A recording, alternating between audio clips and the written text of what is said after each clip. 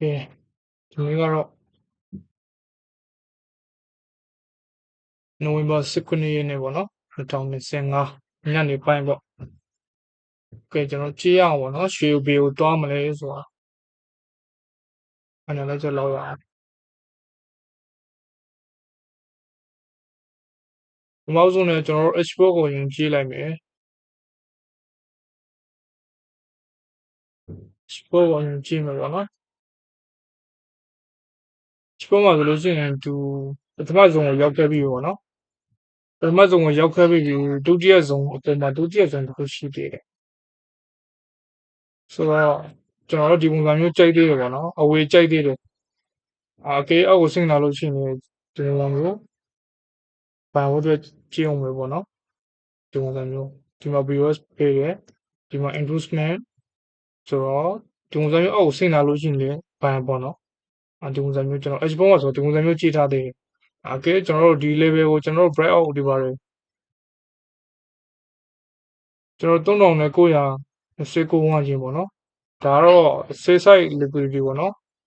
ဒီကောင်ကို break out ဖြစ်တယ်ဆိုလို့ရှိရင်တော့ရောင်းဖို့အတွက်ကြည့်မယ်ပေါ့နော်ကိုလက်ရှိမှာတော့ကျွန်တော်ကတော့ဘန်ဖို့ကြည့်နေသေးတယ်ပေါ့နော်ဘန်ဖို့ပဲကြည့်နေသေးတယ် H-bomb မှာကြာလာလို့ရှိရင်လည်းကျွန်တော်ဘန်ဖို့ကြည့်မယ်အရင်ပတ်တုန်းကလည်းကျွန်တော်လောက်ထားရတာရှိသေးတယ်ပေါ့နော်ဆေးအားတွေကတော့ဒီတိုင်းပဲရှိနေသေးတယ်ဆိုတော့နည်းနည်းလေး update လုပ်ကြည့်တာပေါ့နော်ဆိုတော့ H4 မှာတော့ဒီပုံစံမျိုးကျွန်တော်တို့အဝေအတွက်ကြည့်သေးတယ်ပေါ့နော်ဟိုလေးကြည့်တော့ကျွန်တော် H1 ကိုကြည့်မယ် H1 ကိုတွားရအောင် H1 မှာဆိုလို့ရှိရင်H1 မှာကျတော့ဒီပုံစံမျိုးပေါ့နော် H1 မှာကျတော့ကျွန်တော်တို့ဒီမှာရေစုံလောက်ကနေဝေလို့ကောင်းမလဲ3992ပြီးလို့ရှိရင်ကျွန်တော်ဒီမှာပေါ့နော်3933ဒီ level ဒီ price level ကနေကျွန်တော်တို့ဘန်ဟုတ်တွေ့ကြည့်မယ်ပေါ့နော်ခုလက်ရှိမှာလည်းဒီ level ကနေလေဒီ level ကနေကျွန်တော်ဒီ level ပေါ့နော်ဒီ level ကနေလည်းမတက်မဟုတ်တက်ရင်လည်းတက်သွားနိုင်တယ် sideways သွားမယ်ပေါ့နော် sideways သွားပြီးတော့ဒီပုံစံမျိုးလေးသွားနိုင်တယ်ဆိုတော့အောက်ကလေးလာနိုင်သေးတယ်ပေါ့နော်ကိုကတော့ကျွန်တော်တိုက်မယ်အသေးမှာဆိုလို့ရှိရင် sideways ပုံစံမျိုးသွားနေတယ်ဒါကတော့ H1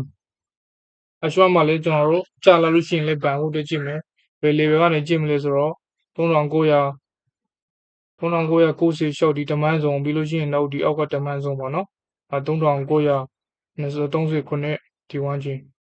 ကျွန်တော် H1 ရဆိုလို့ရှိရင်ကျွန်တော်ဘန်ကိုပဲကြည့်အောင်မယ်ဆိုတော့ကျွန်တော် day trade သမားတွေအတွက်15မိနစ်5မိနစ်ပေါ့နော်ဒါကတော့ကျွန်တော်တို့က day trade ဆိုတော့ day trade မှာဆိုလို့ရှိရင်လည်း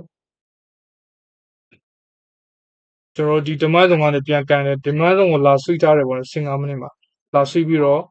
ဒီမှာကျွန်တော်တို့ပြောမယ်ဆိုလို့ရှိရင် pattern ဖွင့်နေတယ်ပေါ့နော်ဒီမှာ pattern ဖွင့်နေတယ်အပေါ်ကို break out မလားအပေါ် break out ဆိုလို့ရှိရင်လည်းဒီပုံစံမျိုးကန်မယ်ပေါ့နော်ဘယ်ရဲ့အောက်ကို break out တွေဆိုလို့ရှိရင်တော့ဒီပုံစံမျိုးရောင်းဖို့စဉ်းစားထားတယ်ပေါ့နော်ဆိုတော့ကျွန်တော်တို့ဒီမှာ weight ရကြည့်မယ်ဆိုလို့ရှိရင်လည်း1 2 3ပေါ့နော်3 4 5ဆိုပြီးတော့ဒီ level ကနေလည်းကျွန်တော်တို့ဘန်လို့ရမယ်လာလို့ရှိရင်ပေါ့နော်ဒီ level ကနေလာလို့ရှိရင်ကျွန်တော်တို့ဒီ level ထိကျွန်တော်တို့ဘန်လို့ရမယ်4000နဲ့93ဝန်းကျင်ထိโอเคလက်ရှိမှာကျွန်တော်15မိနစ်မှာပေါ့နော်ဒါကโอเคအပေါ်ကိုဖောက်ရင်လည်းဖောက်မယ်ပေါ့နော်ပေါ်ဖောက်လို့ရှိရင်လည်းကျွန်တော်တို့ဘန်ဟုတ်တွေ့ကြည့်မယ်ကျွန်တော်တို့ဒီမှာဆိုလို့ရှိရင်ကျွန်တော်တို့ဒီမှာ BOS တွေ့တယ်ပူးပဲပေါ့နော်ပူးပဲအနေနဲ့ဒီဇုံကို inducement လာစားပြီးတော့ဒီ price တွေလောက်ကနေ10ကိုပြီးလို့ရှိရင်4000နဲ့200ဒီဇုံရယ်ပေါ့နော်ဒီ level ကနေကျွန်တော်တို့ရေတိုးလေးကျွန်တော် save ဖို့ကြည့်လို့ရနိုင်တယ်ပေါ့နော်โอเคလက်ရှိကျွန်တော်နည်းနည်းချုံပြီးတော့ကြည့်ရအောင်ပေါ့နော်ခြေပြီးတော့ကြည့်ရအောင်လက်ရှိမှာကျွန်တော်တို့ဒီမှာ run နေတယ်ပေါ့နော် sideways သွားနေတဲ့သဘောရှိတယ်ဆိုတော့ကျွန်တော်တို့ဒီပုံစံမျိုးဒါဖောက်ရင်လည်းဖောက်နိုင်တယ်ပေါ့နော်ဒီမှာ BOS pressure နဲ့ပူးဘက်ကိုပြန်လာလို့ရှိရင်ကျွန်တော်တို့10 minute တော့ကတော့မှ short ဆောင်ပြီးတော့ပြန်ပြီးတော့အကြောင်းလေးရနိုင်တယ်โอเคကျွန်တော်တို့ဒီမှာပေါ့နော်ဒီဇုံကိုဖောက်လို့ရှိရင် base level က4048ပေါ့နော်ကျွန်တော်မြင်ထားလိုက်မယ်4048ဒီဇုံကိုအောက်ကိုဖောက်ဆင်းတယ်ဆိုလို့ရှိရင်တော့ပို့ဘက်လာလို့ရှိရင်တော့ကျွန်တော်တို့ရောင်းဖို့အတွက်စောင့်ကြည့်မယ်ပေါ့နော်ဆိုတော့ဘန်ဖို့အတွက်ကကြတော့ကျွန်တော်ဘန်ဖို့အတွက်ကကြတော့4095ဒီဇုံ ဒီဇုံကိုကျွန်တော်တို့ BOS Treasure ပေါ့နော် boss ပေးတယ်ဆိုလို့ရှိရင်ကျွန်တော်တို့ဒီပုံစံမျိုး BOS ပေးလို့ရှိရင်တော့ဘန်ဖို့အတွက်မျှော်လင့်ချက်တွေရှိတယ်ပေါ့နော်အတက်အတွက်ဆိုတော့ဒီမှာတစ်စုံရှိတယ်ဒီမှာပုံမှာတစ်စုံရှိတယ်ဆိုတော့ပထမတစ်စုံတွေကကြတော့4095စုံကိုကျွန်တော်တို့ဒီမှာ break out ဖြစ်တယ်ဆိုလို့ရှိရင်ကိုယ့်ဘက်ကိုစောင်းပြီးတော့ကျွန်တော်တို့အဝေအတွက်ကြည့်လို့ရမယ်ပေါ့နော်ဆိုတော့နောက်တစ်စုံရှိတယ်ဒီစုံကကြတော့4000နဲ့100နဲ့10နဲ့ဒီစုံကို break out ဖြစ်တယ်ဆိုလို့ရှိရင်ဖောက်လို့ရှိရင်တော့ပိုကောင်းတယ်ပေါ့နော်ဒီလိုမျိုးဆိုတော့ကျွန်တော်တို့ဒီမှာဒီစုံကိုဒါပထမစုံဒါဒုတိယစုံပထမစုံကိုဖောက်တယ်ဆိုလို့ရှိရင်တော့အဝေတို့ရနိုင်တဲ့အနေအထားရှိတယ်ပေါ့နော်ကိုလက်ရှိမှာတော့ run နေတယ်ပေါ့နော်ဒီလိုမျိုး run နေတဲ့အချိန်မှာတော့နည်းနည်းသတိထားပေါ့နော် stretcher ဒါမျိုး10မိနစ်5မိနစ်တော့မှအဆင်းပြီးတော့ trade လို့ရတယ်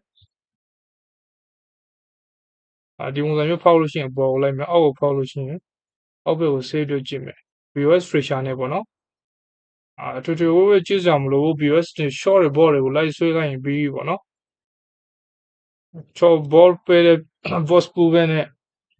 BOS ပေးဘက်ကိုပေးလေပေးတဲ့ဘက်ကိုလိုက်ပြီးတော့ trade ဒါကတော့15မိနစ်ပေါ့နော်ကျွန်တော်5မိနစ်မှာအနိကလေးကြည့်အောင်5မိနစ်ဆိုလို့ရှိရင်ဒီကျွန်တော် BOS ပေးတယ်ဆိုလို့ရှိရင်ပုံစံမျိုးလာလို့ရှိရင်ပေါ်ကိုတင်ဝင်ပေါ့နော်ဆိုတော့ဒီ3000 4000နဲ့100နဲ့10ဒီစုံကိုပေါက်လို့ရှိရင်တော့ပိုကောင်းတယ်ပေါ့နော်လာလို့ရှိရင်တော့ဘာပဲဆိုတော့လက်ရှိမှာကျွန်တော်တို့ဒီမှာပေါ့နော်ဒီစုံကိုကျွန်တော် intro screen နဲ့ပြန်လာကြတယ်ဆိုတော့မှာဆိုလို့ရှိရင်ဒီပုံစံမျိုးဆင်းမဲ့ဥစ္စာကိုမဆင်းဘူးသူကတက်ရှင်နေတယ်ပေါ့နော်တက်ရှင်နေတယ်ဆိုတော့ကျွန်တော်တို့ဘန်ဖို့အတွက်ဒီစုံကို BOS ပေးတာစောင်းလိုက်ရင်ကောင်းမယ်ပေါ့နော်4000နဲ့9ဆင်းကဆိုတော့ဒီစုံပေးပူပဲကိုပြန်လာလို့ရှိရင်ကျွန်တော်အဝေပဲကြည့်မယ်လက်ရှိမှာတော့ကျွန်တော် target အကြည့်ရရောအသေးရရောကျွန်တော်ကတော့ကြာလာလို့ရှိရင် time range ကြည့်ရတော့အဝေးပေါ့နော် H4 H1 ရတော့ကျွန်တော်အဝေးကြည့်ထားသေးတယ်ဒါပေမဲ့ time frame အသေးတွေမှာကြာတော့ဘန်ဆဲဒီထိုလေးတွေဝင်ပြီးတော့9မိနစ်10မိနစ်မှာတော့ trade လို့ရတယ်ပေါ့နော်အဓိကတော့အတက်ကို focus ထားရတယ်ပေါ့နော်အတက်ပဲပေါ့structure ကဘယ်လိုပြောင်းလာမလဲဆိုတဲ့ပုံမှာမူတည်ပြီးတော့စောင့်ကြည့်ရမှာပေါ့နော်ဒါကတော့ဘာမှဆိုဖြစ်လာနိုင်တယ် market မှာကကြာတော့ကညူတော့ဒီနေ့ကတော့ဒီလောက်ပဲပေါ့နော်comment မှာလည်းကိုသိချင်တာလေးကိုမှန်ထားလို့ရကိုယ့်ရဲ့အမြင်လေးကိုမှန်လို့ရတယ်ပေါ့နော်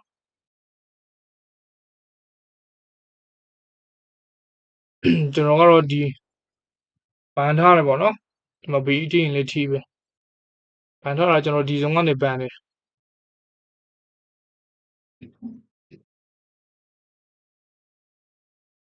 ကျွန်တော်ဒီစုံကနေကျွန်တော်ဘန်တယ်ပေါ့နော်ဒီမှာ DB ခွဲယူတယ်ဆိုတော့ဒီမှာလေကျွန်တော်ဒီစုံကလည်းကျွန်တော် supply စုံပြောမယ်ဆိုလို့ရှိရင် supply စုံကလည်းပြန်ကျတယ်ပေါ့နော်အဲကြတော့ဒီနေရာကနေကျွန်တော်ဘန်တယ် DB ကိုခွဲသိမ်းထားပြီးပြီ DB ခွဲသိမ်းထားပြီးပြီဆိုတော့ဒီစုံကနေပူပဲပြန်လာတယ်ဘန်တယ်တက်သွားတယ်ပေါ့နော်မြတ်တော်မြတ်တယ်ဒါပေမဲ့ BE လာထိတယ်ဆိုလို့ရှိရင်တော့ကိုလိုချင်တဲ့လောက်မရဘူးပေါ့နော်ဆိုတော့လာထိမထိတော့စောင့်ကြည့်အောင်ပါပဲဆိုတော့ဘန်ကိုကြည့်နေတယ်ပေါ့ဒီပုံစံမျိုးကိုကျွန်တော်ဝေထားတာပေါ့နော် TV ကတော့ခွေးသိမ်းထားပြီးပြီကြာတက်ပေါ့နော်ကိစ္စမရှိဘူးသူ့အပိုင်းဒီနေ့ကတော့ဒီလောက်ပဲပေါ့နော် market ကတော့ကျွန်တော် run နေတယ်ဒါပေမဲ့ကျွန်တော် time frame အသေးတွေမှာဆိုလို့ရှိရင် stretcher အသေးတွေနဲ့ကြည့်ပြီးတော့ဗီဒီယိုလေးတွေဝင် trade လို့ရတယ်ပေါ့နော် okay အားလုံးအဆင်ပြေပါစေပေါ့နော်အောင်မြင်ပါစေဒီနေ့ကတော့ဒီလောက်ပါပဲ